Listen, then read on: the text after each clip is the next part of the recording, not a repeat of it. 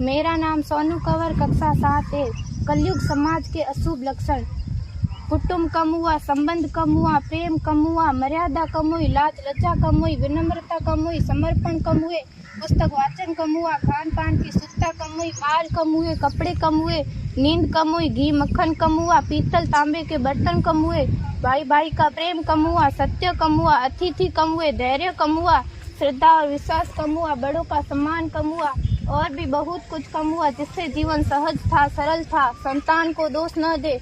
बालक या बालिका को इंग्लिश मीडियम में पढ़ाया, अंग्रेजी बोलना सिखाया, बर्थडे और मैरिज एनिवर्सरी जैसे जीवन के शुभ प्रसंगों को अंग्रेजी कल्चर्स के अनुसार जीना ही श्रेष्ठ माना।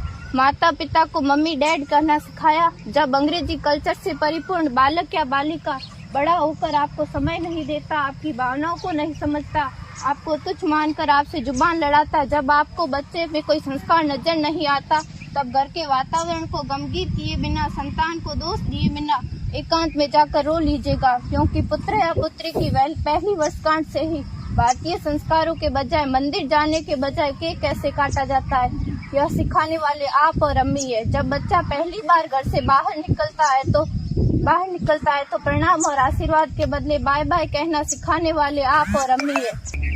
हम परीक्षा देने जाते समय इष्ट देव बड़ों के पैर छूने के बदले बेस्ट ऑफ लक कहकर परीक्षा भवन तक छोड़ने वाले आप और अम्मी है। बालक या बालिका के सफल होने पर घर में परिवार के साथ बैठकर खुशियां मनाने के बदले होटल में पार्टी मनाने की प्रथा को बढ़ावा देने वाले आप और अम्मी है। बालक या बालिका के विवाह के पश्चात कुल देवता देव दर्शन भेजने से पहले हनीमून के लिए फॉरेन टूरिस्ट स्पॉट भेजने की तैयारी करने वाले आप और अम्मी है।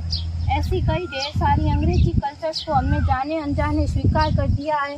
अब तो बड़े बुजुर्गों के पैर छूने में भी शर्म आती है। गलती किसकी? मात्र आपके माता और पिता की। अंग्रेजी अंतर्राष्ट्रीय भाषा है, से काम काज हेतु सीखना है, अच्छी बात है, लेकिन इसकी संस्कृति को अपने जीवन में उतारने की तो कोई बाध्यता नहीं थी। अपनी समृद्ध संस्कृति को त्याग कर नैतिक मूल्यों, मानवीय संवेदनाओं से रहित अन्य सभ्यताओं की जीवन शैली अपनाकर हमने क्या पाया? अवैध संबंध, टूटते रिश्ते, व्यसन युक्त धन, थके हारे मन, छल भरे रिश्ते, अनुशासनहीन संतानें, असुरक्षित समाज। एक बार विचार जरूर कीजिएगा कि संस्कारवान पीढ़ी क्यों आवश्यक है।